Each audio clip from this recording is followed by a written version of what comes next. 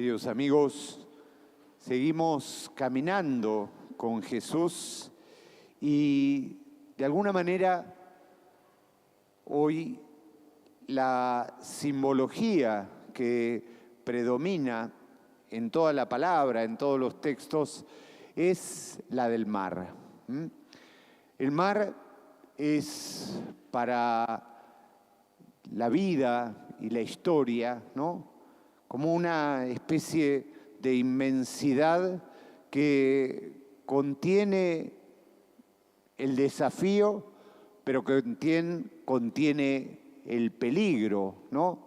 El mar, desde la simbología bíblica, también es como el cúmulo de todas las acechanzas y de todas las amenazas de las cuales podemos ser objeto a lo largo de nuestra vida. De hecho, el libro del Apocalipsis nos dice que en un momento que el mar no está más, que ha llegado el momento, por así decirlo, del sosiego, de la calma, ¿no?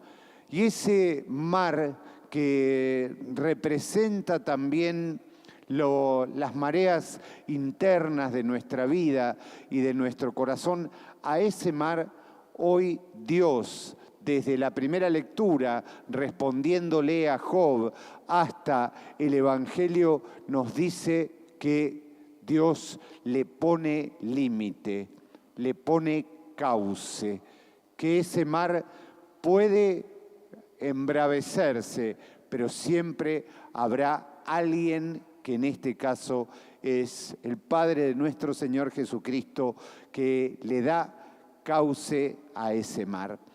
Y hoy el texto del Evangelio de Marcos que acabamos de leer creo que tiene mucho para decirnos desde nuestra vida concreta, ¿no? Los discípulos experimentan una sucesión de emociones, de sentimientos que van en escalada. El primero es el miedo. Tienen miedo. Ese miedo los hace, de alguna manera, llamar a Jesús, pero hay un detalle en el Evangelio, un detalle muy importante. Hasta ese entonces a Jesús se lo decía Señor, que era como reconocerle su lugar, su divinidad. Ustedes vieron que acá se le dice Maestro.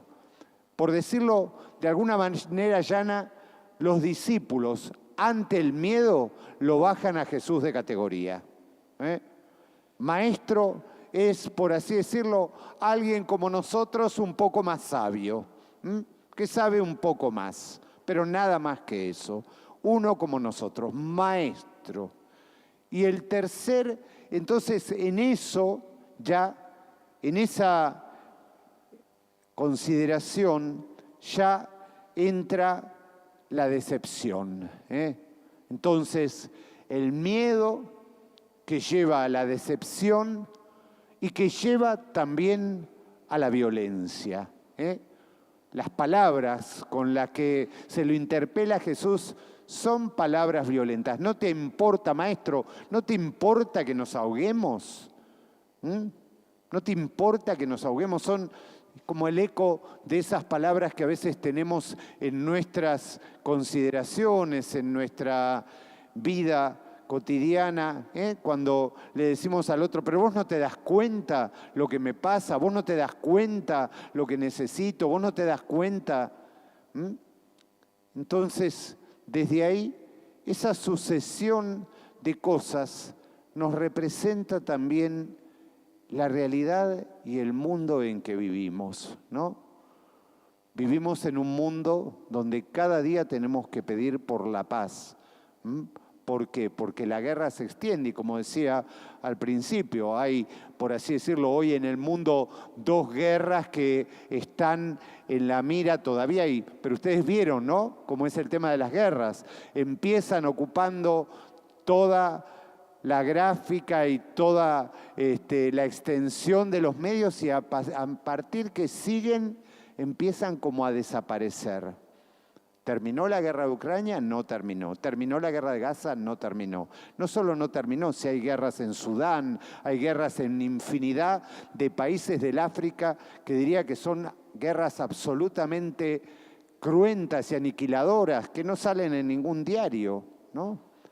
Entonces, todo eso está en el mundo. En nuestra geografía tomo dos hechos, ¿no? Uno que tiene que ver con el programa más visto de la televisión abierta argentina, que es el reality Gran Hermano, ¿no? El personaje más popular de todo el Gran Hermano tiene, por así decirlo, un mote que se llama Furia. Furia. Una persona que tiene un nombre, se llama Juliana, pero que se ha hecho famosa y popular por su actitud, la furia. La furia. Y tiene lo que técnicamente se llama un fandom, que es un grupo de fanáticos, de seguidores que se llaman los furiosos. Los furiosos. La misma furia que hace unos días generó una especie de batalla campal en un centro comercial de tortugas, de adolescentes, donde 4 fueron heridos por arma blanca y hospitalizados. Son hechos, ¿no? La furia de una sociedad, de la construcción política, todas esas furias nos hacen ver precisamente cómo el mar se mete en nuestro corazón y cómo a veces terminamos como no solo anegados, no solo ahogados, sino también ahogando al otro. Entonces, ante eso, hoy Jesús duerme, dice. Ayer una nena del grupo Scout, una nena del Lobato, una lobata, cuando yo pregunté por qué Jesús dormía, con una ternura infinita, ella levantó la mano y dijo esto: porque tenía fe. Jesús dormía porque tenía fe.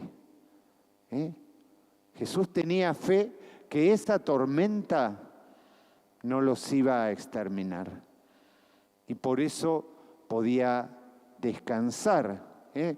Humana condición también, porque venía, el Evangelio nos dice que había estado todo el día predicando, curando, sanando, escuchando. Jesús estaba cansado.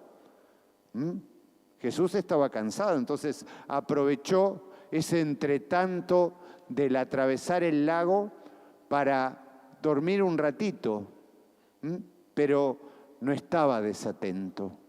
Y ese Jesús que se despierta y pone límites a la tormenta, es al Jesús que hoy también, cuando cantábamos en el acto penitencial, ¿no? Cuando cantamos todos ese Señor ten piedad, que todos como asamblea, ese Señor ten piedad es como también, es decirle de una manera amable a Jesús, no te importa lo que nos pasa, sino al contrario, Jesús, danos una mano, no nos sueltes de tu mano, detené aquella tormenta que a veces gana nuestros corazones, aquella sucesión de cosas, del miedo, de la decepción, de la violencia. Entonces, desde ahí, cada uno de nosotros puede transformarse en algo distinto, porque la historia, queridos amigos, se transforma en la sumatoria de voluntades, en la sumatoria de voluntades. Todo esto que a veces nos espanta no es sino también la sumatoria de otras voluntades, la de la violencia, la de las cosas no dichas, la de la escalada, por así decirlo, de tensión innecesaria, amplificada. Si cada uno de nosotros puede revertir eso en su corazón y se revierte en la medida que también escuchamos esta palabra de Jesús. Esta palabra de Jesús que nos dice a aquellas voces que nos invitan a violentarnos y a violentar al otro: silencio, cállate. Entonces, ese acallar la violencia, ese acallar la furia, es lo que hoy Jesús nos invita. ¿Para qué? Para justamente poder llegar a la otra orilla. Lo hacemos todos en la misma barca. Yo, hace 2 semanas creo, volvían los chicos de un retiro, los chicos de 4º año, y bueno, un tema con los cantos, y entramos medio en silencio, y en medio de la entrada de la misa empezó a sonar desde el órgano una canción bellísima que es Iglesia Peregrina de Dios. Todos la conocemos, ¿no? Iglesia Peregrina de Dios es una canción profundísima. ¿Por qué? Porque contiene y sintetiza toda la doctrina de lo que es la Iglesia, de cómo la Iglesia se presenta ante el mundo a partir del Concilio Vaticano II. Hay un documento del concilio, una constitución sobre la Iglesia que se llama Lumen Gentium, luz de la gente, luz de las naciones. Bueno, si uno quiere saber qué dice la Lumen Gentium, tiene que cantar Iglesia Peregrina de Dios, porque es como una síntesis tan profunda y al mismo tiempo tan que todos la podemos entender. Recordamos cómo empieza: todos unidos formando un solo cuerpo, un pueblo que en la Pascua nació. Miembros de Cristo, en sangre redimidos, Iglesia Peregrina de Dios. Y después tiene una estrofa que parece inspirada en este Evangelio, que dice así: rugen tormentas y a veces nuestra barca parece que ha perdido el timón. Miras con miedo, no tienes confianza. Iglesia Peregrina de Dios. Entonces, eso es la Iglesia Peregrina de Dios. Eso somos todos.